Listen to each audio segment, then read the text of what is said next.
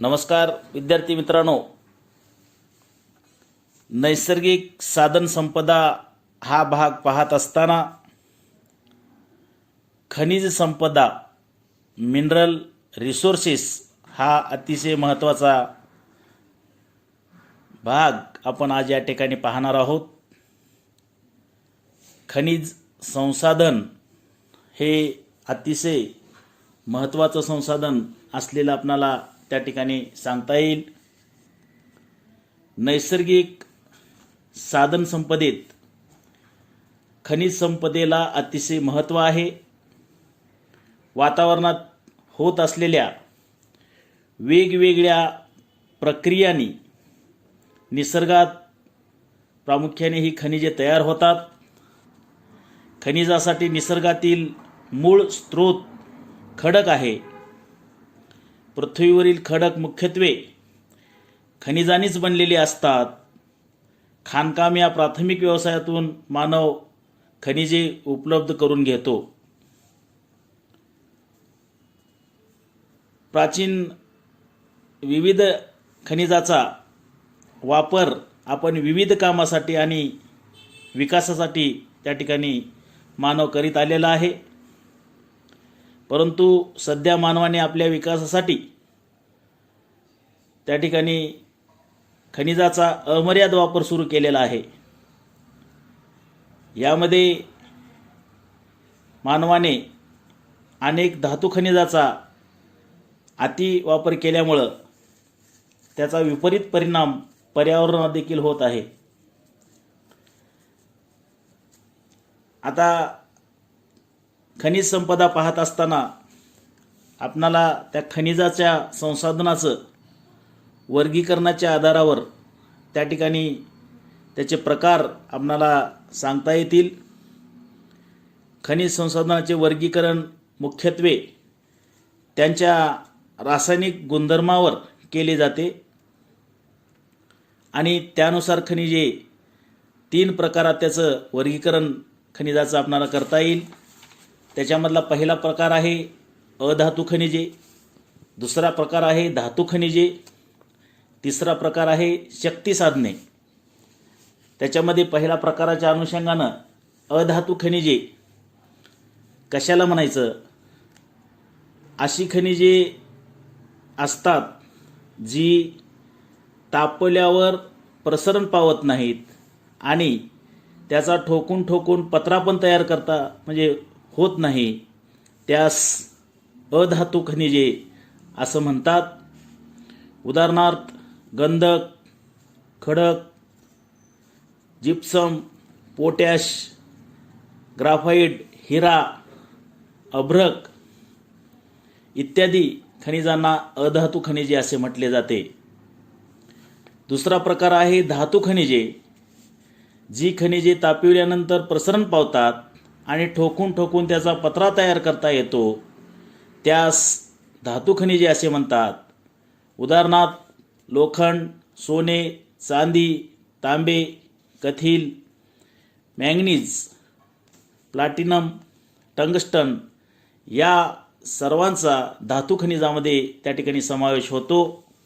त्याच्यामध्ये तिसरा प्रकार आहे शक्ती साधने। काही अशी खनिजे असतात ज्यांच्यापासून आपणास ऊर्जा किंवा उष्णता मिळते, त्या संसाधनाला शक्ती साधना असं म्हणतात। यामध्ये दगडी कोळसा आणि खनिज तेल यांचा त्याच्यामध्ये समावेश होतो। उद्योग समूहाच्या व्यवसाय, औद्योगिकरण, औद्योगिक प्रदेश या सगळ्यासाठी आवश्यक असणारी जी काही आपण आत्तापर्यंत जी सांगितलेली खनिजे आहेत त्याचा वापर उद्योगधंद्याच्या वापरासाठी त्या ठिकाणी केला जातो। सर्व उद्योगधंदे प्रामुख्याने खनिज संपत्तीवरच अवलंबून असतात आणि म्हणून जिथे खनिज संपदा जास्त असते तिथे त्या ठिकाणी प्रामुख्याने उद्योगधंद्याचा विकास पण त्या ठिकाणी जास्त झालेला आपल्याला दिसून येतो। या खनिज संसाधनाचा वापर मर्यादित आणि योग्य प्रकारे करणे खूप गरजेचे आहे आणि ही खनिजे अतिप्रमाणात वापरली ती खनिजे प्रामुख्याने निश्चितच संपुष्टात येतील, कारण खनिज संपदा ही क्षय संपदा असल्यामुळे सध्याच्या काळात या क्षय पावणाऱ्या खनिजांचा अमर्याद वापर केला तर ते संपुष्टात येतील आणि त्यामुळे त्याचे वाईट परिणाम मानवाला भोगावे लागतील.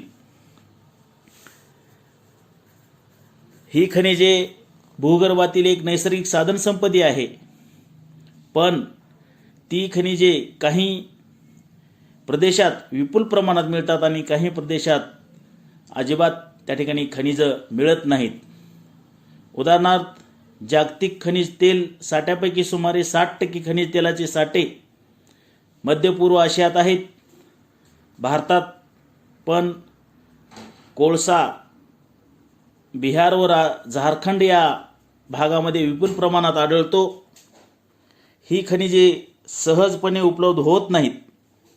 बरीचशी खनिजे दुर्गम पर्वतीय किंवा डोंगराळ भागात आढळतात आणि अशा ठिकाणी वाहतूक सुखसोयी नसल्यामुळे त्यांचा फारसा उपयोग करून घेता येत नाही. खाणीतून मिळणारी खनिजे ही अशुद्ध स्वरूपामध्ये मिळतात. त्यांना शुद्ध करण्यासाठी बरीच मोठी प्रक्रिया करावी लागते. त्यासाठी खर्चही खूप लागतो. बऱ्याच वेळा खनिज उत्पादनापेक्षा त्यांच्या शुद्धतेसाठी लागणारा खर्च हा खूप असतो. काही खनिजे खाणीतून शुद्ध स्वरूपात अलग करण्यासाठी खर्च येतो आणि त्याच्या किमतीवर परिणाम होतो. उदाहरणामध्ये सोने, चांदी, तांबे, शिसे इत्यादी. खनिज संपदा ही मगाशी म्हटल्याप्रमाणे क्षय पावणारी संपदा आहे. भूगर्भातील खनिजाचे साठे मर्यादित प्रमाणात असतात आणि त्यांचा वापर अमर्यादितपणे केला तर त्या संपुष्टात येतात. म्हणून त्यांचा वापर मर्यादित प्रमाणात केला पाहिजे. खनिजे बहुतांशी भूपृष्ठावर किंवा भूपृष्ठाच्या वरच्या थरात आढळतात. त्यामुळे त्याच्या शुद्धीकरणासाठी खूप कमी खर्च येतो. या उलट भारतात कोलार ही सोन्याची खाण, या खाणीतून सोने काढण्यासाठी 700 मीटरपेक्षा जास्त खोल जावे लागते. खनिज उत्पादनावर हवामान किंवा वातावरणाचा सुद्धा त्या ठिकाणी बराचसा परिणाम होतो. अतिउष्ण, अतिथंड आणि पर्जन्य प्रदेशामध्ये खनिज उत्पादनावर मर्यादा पडतात. भारतात पावसाळ्यात पावसाळी हवामानामुळे बऱ्याचशा खाणीतील उत्पादन बंद ठेवले जाते. अशा पद्धतीनं आपण खनिज उत्पादनाच्या बाबतीमध्ये या ठिकाणी चर्चा केली. आता खनिज संपदेचे उपयोग जे आहेत ते उपयोग आपण या ठिकाणी पाहूयात. मानवाच्या दैनंदिन जीवनात तसेच उद्योगधंदे आणि त्यांच्या विकासात खनिजे अत्यंत उपयोगी आहेत. दगडी कोळसा या खनिजाचा उपयोग औष्णिक ऊर्जा, डांबर अशा उपयुक्त वस्तू निर्माण करण्यासाठी होतो. लोखंडाचा उपयोग अगदी छोट्यातल्या छोट्या टाचणीपासून ते अवजड लोखंडी वस्तू तयार करण्यासाठी, इमारती, रेल्वे मार्ग, दरवाजे, खिडक्या, वाहतुकीची साधने तयार करण्यासाठी लोखंडाचा उपयोग केला जातो. तांबे हे विविध प्रकारचे भांडी बनवण्यासाठी आणि विद्युतवाहक तारासाठी त्या ठिकाणी जास्त प्रमाणात वापरले जाते. ॲल्युमिनियम शीघ्र विद्युतवाहक असल्यामुळे विद्युत तारा तयार करण्यासाठी तसेच विमान बांधणीमध्ये सुद्धा ॲल्युमिनियमचा फार मोठ्या प्रमाणात वापर केला जातो. अशा पद्धतीनं खनिजाचा अतिशय महत्त्वाचा वापर त्या ठिकाणी किंवा उपयोग होतो. खनिज उत्पन्नाचा पर्यावरणावर सुद्धा फार मोठ्या प्रमाणात परिणाम होतो आणि हा परिणाम पाहणं सुद्धा त्या ठिकाणी आवश्यक आहे. खनिज उत्पादनाचा पर्यावरणावर होणारा परिणाम. खनिजे ही पर्यावरणातील महत्त्वाचे अजैविक घटक आहेत. खनिजे भूपृष्ठातील विविध खडकात आढळतात आणि खडकापासून आपणास ती खनिजे काढावी लागतात आणि या प्रक्रियेत म्हणजे खनिजे खडकातून काढल्यामुळं खडकाचे पर्यावरण असंतुलित त्या ठिकाणी होते. खाणकामामुळे, खनिज शुद्धीकरण प्रक्रियेमुळे आणि खनिजाची कारखान्यापासून ते बाजारपेठेपर्यंत ने-आण करण्यामुळे त्याचा बराचसा ताण तेथील पर्यावरणावर, खनिज उद्योगाचे होणारे विपरीत त्या ठिकाणी प्रामुख्याने परिणाम होत असतात. त्या पर्यावरणावर आणखीन काही पर्यावरणावर होणारे जे काही विपरीत परिणाम आहेत ते आपण पाहणार आहोत. याच्यामध्ये जमिनीवर खूप मोठ्या प्रमाणात खाणकाम केल्यामुळे मोठमोठे खड्डे निर्माण होऊन त्या ठिकाणच्या संरचनेत संतुलन बिघडते. बऱ्याच वेळा मोठमोठ्या खड्ड्यात पाणी साठते आणि त्यामुळे तेथील जमिनीचा कस एकदम कमी होतो. या ठिकाणची जमीन पण प्रामुख्याने नंतर शेतीच्या उपयोगात येत नाही, ती निरुपयोगी ठरते.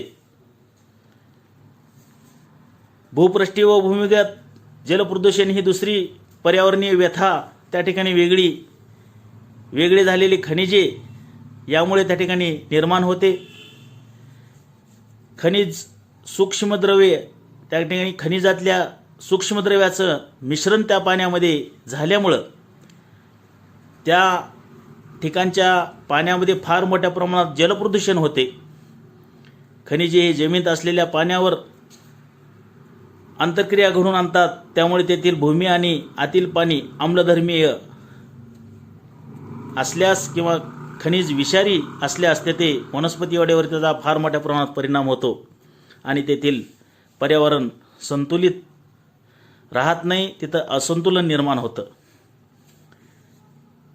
खाणकामाच्या वेळी त्या क्षेत्रात माती, धूळ प्रचंड प्रमाणात हवेत त्या ठिकाणची मिसळते आणि त्या भागातील हवासुद्धा प्रदूषण त्या ठिकाणी हवेचं होतं. निर्वनीकरण हा सुद्धा खनिजाच्या भागामध्ये मोठ्या प्रमाणात घडून येतं. जमिनीत खनिजे असली तरी जमिनीवरच्या ज्या काही वनस्पती असतात त्या वनस्पती खाणकाम करते वेळेस आपणाला त्या ठिकाणी तोडाव्या लागतात. प्रचंड प्रमाणात अशा ठिकाणची वृक्षतोड होते. वनस्पतीची मुळे उघडी पडतात आणि खाण क्षेत्रात त्या ठिकाणी निर्वनीकरण होते. खनिज साठे ज्या ज्या भागामध्ये आहेत त्या ठिकाणची लोकवस्ती हलवल्या जाते आणि त्यांचे दुसरीकडे वस्तीकरण करण्यात येते आणि यामुळे अनेक सामाजिक आणि मानसिक समस्या त्या ठिकाणी निर्माण होतात.